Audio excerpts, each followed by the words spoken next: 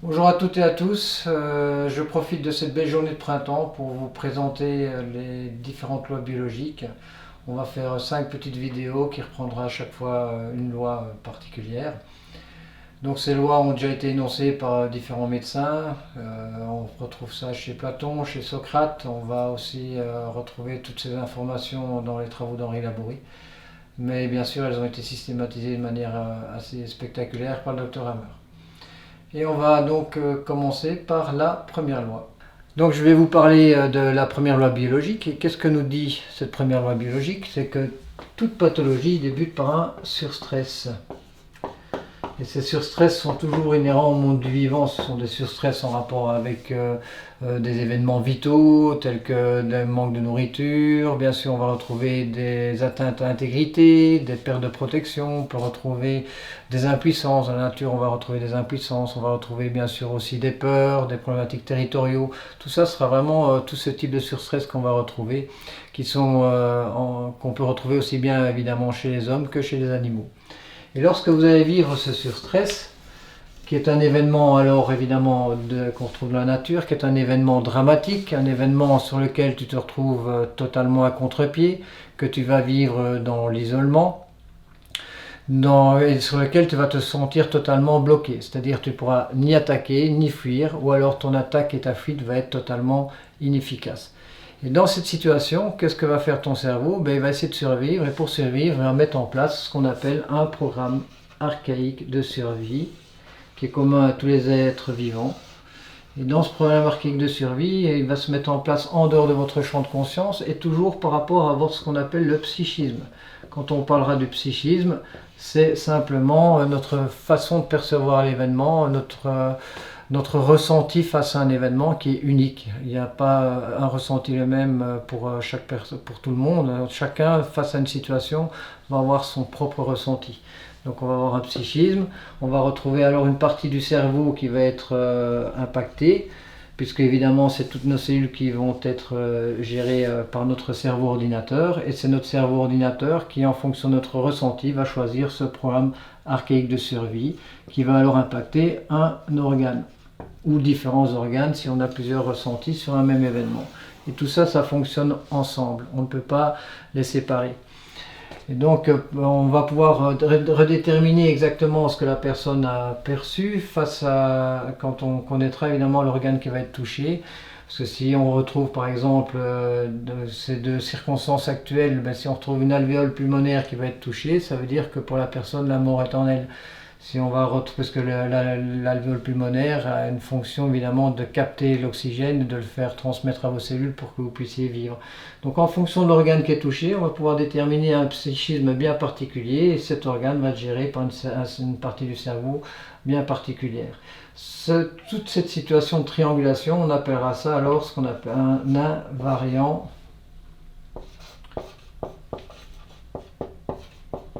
biologique.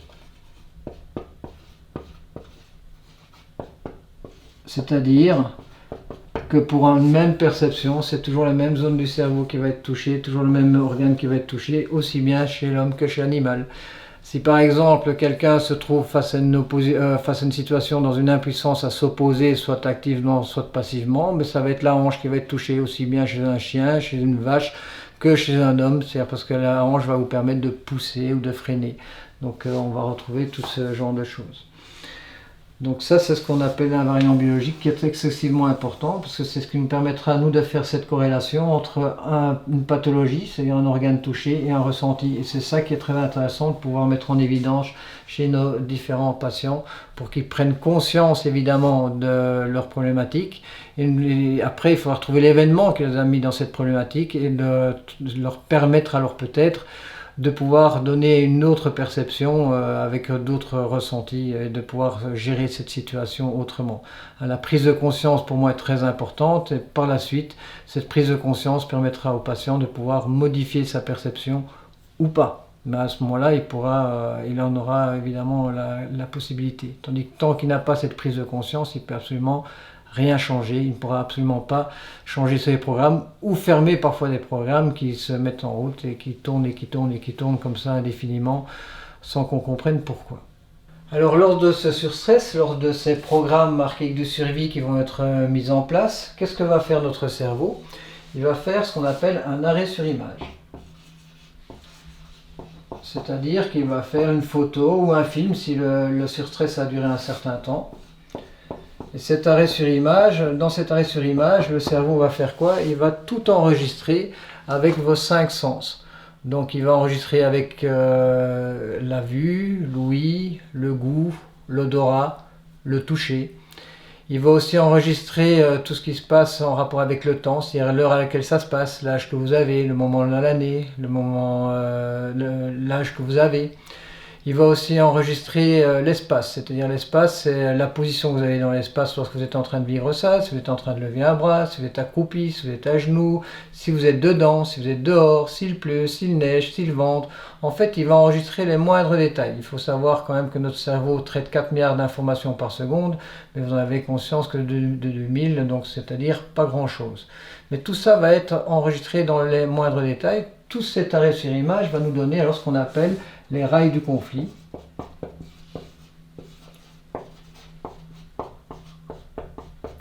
Et donc ces rails du conflit nous expriment simplement qu'un petit détail de cet arrêt sur image peut à ce moment-là inconsciemment remettre en route le programme archaïque de survie qui a été mis en place lors de ce surstress, ou simplement réveiller ce surstress que votre cerveau avait enregistré.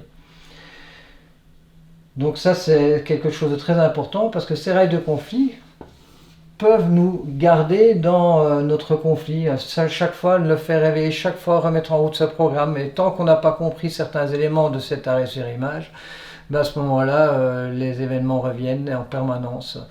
Et on va avoir des symptômes qui sont là de manière très récurrente. Par exemple, si on a une grosse dispute familiale alors qu'on est en train de manger du pain, et qu'on n'accepte pas du tout cette situation, ben à ce moment-là, on peut devenir, à chaque fois qu'on mange du pain, allergique, on va dire allergique au gluten, c'est-à-dire que vous allez commencer à avoir des ballonnements si vous aviez vécu cette situation comme quelque chose de dégueulasse que vous ne pouviez pas digérer, qui peut toucher soit l'estomac dans cette notion de digestion, ça peut donner parfois des alternances de constipation et de diarrhée si vous aviez cette situation que vous trouviez moche et que vous n'arrivez pas absolument à pardonner cet événement de dispute.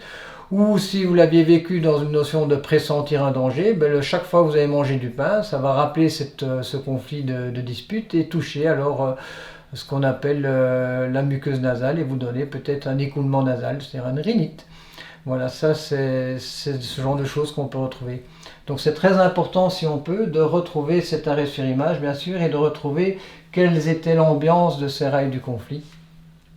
C'est-à-dire, je demande souvent à mes patients, est-ce que vous avez l'image devant vous, comment est-ce que ça se situait, comment ça se faisait, quelle heure il était, est-ce que vous étiez assis, est-ce que vous étiez debout. Il y a multiples choses qu'on peut retrouver qui sont très intéressantes à mettre en évidence pour que le cerveau, justement, dans ces circonstances, puisse fermer de nouveau ces problèmes qui ne servent à rien.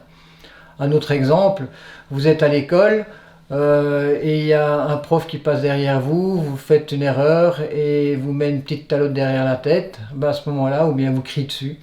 Ben à ce moment-là, à chaque fois que vous allez vous retrouver assis devant des feuilles, tant que vous n'avez pas encore compris, pour votre cerveau, vous allez revivre cette situation d'insécurité. Si vous l'aviez vraiment vécu dans cette notion d'insécurité avec le danger qui vous tombait dessus sur la tête, ben vous pourriez commencer à avoir des petites douleurs dans la nuque à chaque fois que vous êtes en train d'être assis et que vous êtes en train de lire ou de faire un travail devant un ordinateur. Alors on va dire que c'est la position qui nous gêne, mais en fait c'est que la position va nous ramener un conflit, va nous ramener un grand stress. Alors, qu'est-ce que va encore enregistrer votre cerveau dans ce surstress? Il va enregistrer ce qu'on appelle l'effet hypnotique du conflit.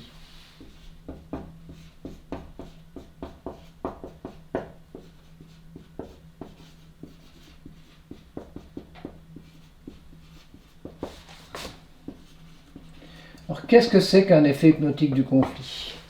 Donc l'effet hypnotique du conflit, ça va être en fait toute situation qui reste en dehors de votre champ de conscience par rapport à ce surstress, donc peut-être que les arrêts sur image avec les rails du conflit en fait partie, et qui fait que tant qu'on va nous faire revivre notre conflit, en fait, tant qu'on n'a pas compris notre conflit, tant qu'on n'a pas aussi intégrer ce conflit, pris conscience de ce conflit, ben à ce moment-là, ou donner une réponse suffisamment cohérente pour vous-même par rapport à ce conflit, ben, l'univers va faire en sorte de vous le faire revivre et revivre et revivre encore. Hein. C'est comme si vous aviez été blessé dans une situation et que vous allez chaque fois retaper sur votre blessure pour essayer de comprendre et alors donner un autre mode de réponse à cette situation. Alors dans ce cas-là, vous avez deux possibilités. Ou vous rentrez dans une notion de victimite, alors vous n'avez pas de chance, c'est toujours sur vous que ça tombe, vous vivez toujours la même chose. Ou alors vous vous dites, waouh, quelle chance on peut me donner, moi maintenant, de pouvoir donner peut-être une autre réponse à quelque chose que je n'avais pas encore compris. Et dans ce cas-là, vous reprenez votre responsabilité totale, votre propre responsabilité face à cette situation. Vous retrouvez donc tous vos pouvoirs créateurs et vous donnez justement une possibilité d'évolution. Donc on est dans cette énergie où on a pris conscience et alors on va pouvoir finalement intégrer et puis on va donner une autre réponse et alors on va comme ça pouvoir muter, on va faire comme on dit en physique quantique, un saut quantique et on va pouvoir alors intégrer une énergie qu'on n'avait pas intégrée. Donc comme dit aussi certaines personnes, tout ce qui ne nous tue pas nous rend plus forts. Et donc ces effets hypnotiques font en sorte qu'on essaye de comprendre la chose pour pouvoir être simplement dans une évolution de vie. Parce que si on est ici, c'est évidemment pour évoluer. Et toute situation, même qui nous paraît négative, au contraire, il faut la prendre dans une notion positive et voir qu'elle nous permet de pouvoir intégrer les choses qu'on n'avait pas encore compris. Qu'est-ce qu'on va encore retrouver dans cette première loi? On va retrouver ce qu'on appelle la minimatie schizophrénie, où on va dire MMS, parce qu'on aime bien les abréviations en France. Donc, qu'est-ce que ça veut dire minimaxie schizophrénie? Alors, si on reprend les termes, hein, c'est schizophrénie, ça veut dire que vous êtes dans une réalité imaginale. C'est-à-dire que lorsqu'on rentre dans une réalité imaginale, il faut se rendre compte que c'est un mode de protection. Lorsque vous allez vivre des trop grands stress, votre cerveau va passer d'une réalité consciente à une réalité imaginale. Donc par définition, cette réalité imaginale est inconsciente. Et donc, nous en tant que thérapeute, quand on va aller révéler une situation d'un patient, une situation de surstress d'un patient, très fréquemment, il va rentrer dans cette minimatie schizophrénie, c'est-à-dire que pour lui, il va rentrer dans une réalité imaginale et pour lui, donc, ce qu'on va leur raconter ne sera pas juste. Le maximum, ce qu'on va dire de la minimatie schizophrénie, ça va être la négation. La personne, on va voir qu'elle va avoir, vous allez poser une question bien précise par rapport à un conflit. Son regard va commencer à partir, son regard va être vide, il peut dire non, on peut retrouver plein de signes qui nous permettent de savoir que la personne est dans une minimatie schizophrénie, c'est-à-dire dans une situation inconsciente. Et on va retrouver par exemple que la personne va vous faire répéter la question, ils vont parfois avoir un temps d'attente avant de répondre, ou alors vous allez poser une question sur le conflit que la personne est en train de vivre, ou sur sa situation de surstress, et elle va vous répondre complètement à côté de la question. J'ai eu plusieurs cas comme ça avec une élève par exemple au Brésil, où elle me posait une question sur sa maman, je lui repose une question en relation avec le conflit de sa maman, et elle a commencé à me parler par exemple de ce qu'elle-même vivait comme examen médical. Donc elle répondait tout à fait à côté de la question que je lui posais, qui me permet de savoir alors que la question que je lui ai posée était excessivement importante pour son cerveau et que son cerveau n'ayant pas envie d'aller chercher cette difficulté, il s'échappe. Et alors on peut avoir cette énergie de justement répondre à côté de la question. On peut retrouver aussi, donc je vous ai dit, des bugs, c'est-à-dire la personne a un temps d'attente, elle vous fait répéter la question, qu'est-ce que je vous ai encore dit? Elles vont avoir la négation, elles vont aussi être dans cette énergie du oui mais. Ah, oui mais, oui mais, oui mais. Les personnes qui sont toujours dans le oui mais dans ce que vous leur expliquez, ils sont toujours dans une certaine négation. Oui mais pour le cerveau, c'est non. Ils vont être aussi dans l'énergie de tout le monde vit ça. C'est normal, tout le monde vit ça. Donc ça veut dire que pour eux, de nouveau, ils s'échappent à une situation.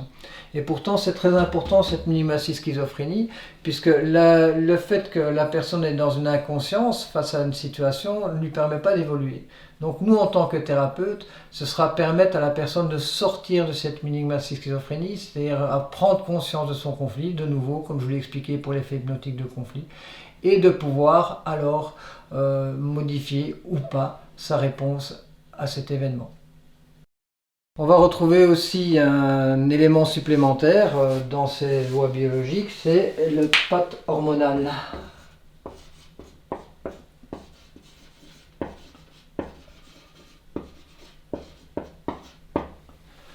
Alors le path hormonal, c'est quelque chose d'assez particulier. Le path, ça veut dire que, si on reprend les termes, qu'on est dans une situation de blocage. La situation de blocage exprime bien justement qu'on a un surstress et qu'on est vraiment dans cet événement où on ne peut ni attaquer ni fuir. Et lorsqu'on ne peut pas, on est bloqué dans son énergie de base, ben on va avoir une modification qu'on appelle l'hormonale, mais ce ne sera pas n'importe quelle hormone, on va retrouver une modification au niveau des hormones sexuelles. Puisque les hormones sexuelles, évidemment, sont les hormones qui vont influencer le plus notre perception et nos réactions face aux événements. Si on reprend les événements, en général, vous verrez que face à une situation, vous verrez que c'est des conflits territoriaux. Le path hormonal interviendra uniquement pour les organes qui gèrent les conflits territoriaux. Donc, lorsque vous serez dans ces conflits territoriaux, face à une situation donc environnementale ou de personnes, il y a deux possibilités qu'on nous offre dans la nature, soit attaquer, soit de fuir ou éviter. Donc attaquer, c'est l'énergie masculine. Fuir, éviter, c'est l'énergie féminine. Il n'y a absolument rien de négatif dans une notion de fuir ou d'éviter ou de se soumettre. C'est toujours des situations d'adaptation. Il faut pouvoir remettre aussi en exergue la fuite. La fuite n'est pas du tout négative, même si dans notre société on pense que ça peut être une énergie de lâcheté, mais pas du tout. Une antilope qui fuit devant le lion, elle a gagné sa vie. Et je vous invite alors, si vous voulez, à lire le livre d'Henri Laborie qui nous rappelle l'éloge de la fuite. Donc, face à une situation, comme je l'ai dit, on a deux possibilités énergétiques, l'énergie masculine et l'énergie féminine. L'énergie évidemment masculine va être gérée par une hormone sexuelle bien particulière que vous connaissez tous, évidemment, c'est l'hormone de la testostérone. Et l'énergie féminine va être, elle, gérée évidemment par l'hormone féminine par excellence qui va être l'œstrogène. Donc, dans cette notion de path hormonal, vous verrez que face à ces situations, il y a des personnes qui ont plus une énergie féminine et d'autres qui ont plus une énergie masculine. Et ça, vous verrez, si vous faites les cours, vous pourrez comprendre que une femme droitière ou un homme gaucher, face à une situation qui est devant eux, auront plutôt au départ une énergie d'évitement, de conciliation, de séduction, de fuite. Et s'ils sont bloqués dans cette énergie, qu'ils n'arrivent pas à pouvoir donner cette réponse justement d'évitement, de conciliation, d'acquisition, à ce moment-là, il va avoir ce qu'on appelle un path hormonal et le cerveau va diminuer la production des hormones œstrogéniques ou bien va bloquer les récepteurs aux hormones œstrogéniques et dans ce cas-là, vous allez avoir proportionnellement plus de testostérone et les femmes droitières ou les hommes gauchers qui au départ sont plus dans une notion de conciliation peuvent alors rentrer dans l'énergie plutôt d'agressivité et parfois même d'agressivité très, très profonde. Au départ, une femme droitière, on ne va jamais lui toucher son enfant, sinon elle rentre en énergie masculine énorme, elle va attaquer pour quelque part, elle va attaquer pour tuer, pour essayer de protéger son petit. Si elle se retrouve bloquée, si elle ne peut plus fuir. Et l'autre énergie, qui est au départ l'énergie masculine, on va le retrouver beaucoup plus chez des hommes droitiers ou chez des femmes gauchères. Les femmes gauchères ou les hommes droitiers, lorsqu'ils se trouvent face à une situation, leur première énergie de base, c'est agresser, conquérir, contrôler, aller vers l'avant. C'est vraiment cette énergie d'agressivité. Et s'ils n'arrivent pas à pouvoir évidemment exprimer cette situation, donc quand ils sont dans cette énergie de blocage face à un conflit, alors qu'est-ce qu'ils vont faire? Vous allez voir que physiologiquement il va y avoir une diminution de production de testostérone ou un blocage au récepteur de testostérone. Et dans ce cas-là, les hommes droitiers ou les femmes gauchères, au lieu d'agresser, qu'est-ce qu'elles vont faire? Ils vont éviter, concilier, se soumettre pour pouvoir s'adapter à cette situation de blocage. Voilà, ça c'est à peu près comment fonctionne le path hormonal. En sachant aussi qu'on a différents types de paths hormonaux. On peut avoir des paths hormonaux qu'on dit physiologiques, c'est-à-dire on va retrouver ça chez une femme lors de la ménopause, lors de l'allaitement, lors de la grossesse. On peut retrouver aussi ce path hormonal physiologique chez les hommes lorsqu'ils sont dans l'andropause. On va retrouver des paths hormonaux aussi dits entre guillemets pathologiques, c'est-à-dire toutes les castrations chimiques et chirurgicales, y compris dans les castrations chimiques, on va retrouver la chimiothérapie qui castre une certaine forme. Une femme lorsqu'elle est en chimiothérapie perd ses règles très fréquemment. Donc on peut comprendre aussi alors que les hormones sexuelles que prennent les femmes vont changer aussi leur perception face à un événement. Et si toutes ces personnes changent leur perception face à un événement, ben, qu'est-ce qui va se passer? S'il y a une modification de perception, ben, il va y avoir aussi des organes différents qui vont être touchés. Et ça, on peut très bien comprendre dans tous les organes qui sont gérés qui vont gérer le territoire. Vous verrez, c'est des organes qui seront d'origine ectodermique. Voilà. C'est un peu complexe, mais en d'autres termes, face à une situation, on a une énergie de base, soit on attaque, soit on fuit. Et si on ne peut pas exprimer cette énergie de base, ben à ce moment-là, on va aller sur notre autre énergie, parce que dans chacun de nous, on a aussi bien une énergie féminine qu'une énergie masculine. On retrouve ça très bien évidemment dans la médecine chinoise avec le yin et le yang. Et dans du yang, il y a du yin, et dans du yin, il y a du yang. Voilà un petit peu comment on pourrait exprimer ce path hormonal. Mais pour de plus grands détails, évidemment, il faudrait pouvoir suivre la formation. Alors, qu'est-ce qu'on pourrait encore dire sur cette première loi?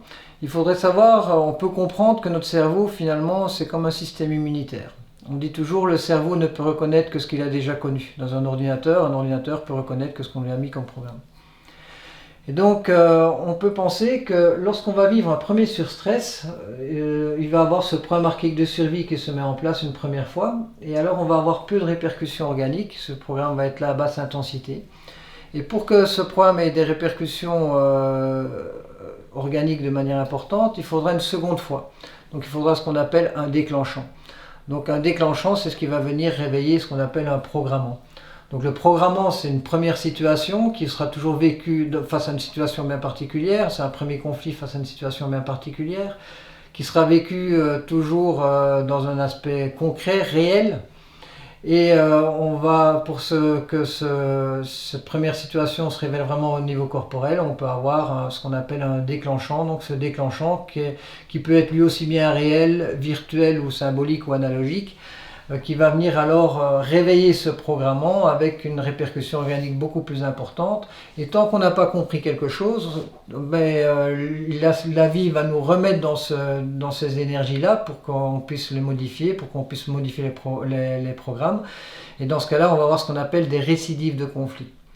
Et toutes ces récidives, ce déclenchant et ce programmant, c'est ce qu'on appellera la masse du conflit, c'est-à-dire l'importance du conflit. Si on a des répercussions organiques importantes, c'est qu'on a une masse de conflit très très importante. Donc on a ce programmant, ce déclenchant, cette récidive, et il faut savoir aussi alors qu'on peut retrouver ce qu'on appelle des pré-programmants. Les pré-programmants, ça va être des situations ancestrales, c'est tout ce qui va être antéconceptionnel et bien sûr qui est au niveau de nos gènes, de nos cellules. Puisque nous sommes le résumé de nos ancêtres. Nous sommes le résumé aussi bien de nos ancêtres du côté de l'énergie paternelle que du côté de l'énergie maternelle. Et donc, tout ce qu'on nous a transmis, bien sûr, c'est tous ces programmes qui peuvent parfois, s'ils n'étaient pas tout à fait adaptés, on va nous faire revivre dans notre propre vie des situations de nos ancêtres, ce qu'on appelle les pré-programmants. Et alors, nos programmants vont réveiller des pré-programmants. Donc c'est ce qu'on retrouvera très fréquemment dans les pathologies quand même assez lourdes. Il faudra toujours rechercher la notion du pré-programmant. Mais au départ, évidemment, pour qu'un pré-programmant puisse s'intégrer dans notre vie, il faut aussi pouvoir revivre une situation similaire à nos ancêtres. Donc il faudra un programmant et un déclenchant dans notre vie. Ce qui nous permet évidemment aussi de nous libérer de toutes ces pathologies dites génétiques. Parce que sinon, on pense que cet aspect génétique va nous bloquer face à une pathologie qui sera inévitable et qu'on va devoir vivre dans sa vie, alors que pas du tout. On voit très bien maintenant avec tout ce qui est travail d'épigénétique, c'est-à-dire tout l'aspect environnemental et nos pensées qui peuvent influencer l'expression d'un gène, que quand on comprend les choses, on peut modifier aussi notre aspect génétique par nos différents comportements. Donc voilà un peu ce qu'on pourrait dire sur cette première loi. C'est loin d'être encore tout à fait complet, mais ça prendrait tellement de temps. Donc si vous voulez retrouver toutes ces informations de manière beaucoup plus précise, alors je vous invite à faire la formation de lecture biologique. Et vous pouvez retrouver toutes les informations pour cette formation sur notre site lecture-biologique.com. Voilà, au plaisir de vous retrouver pour la seconde loi.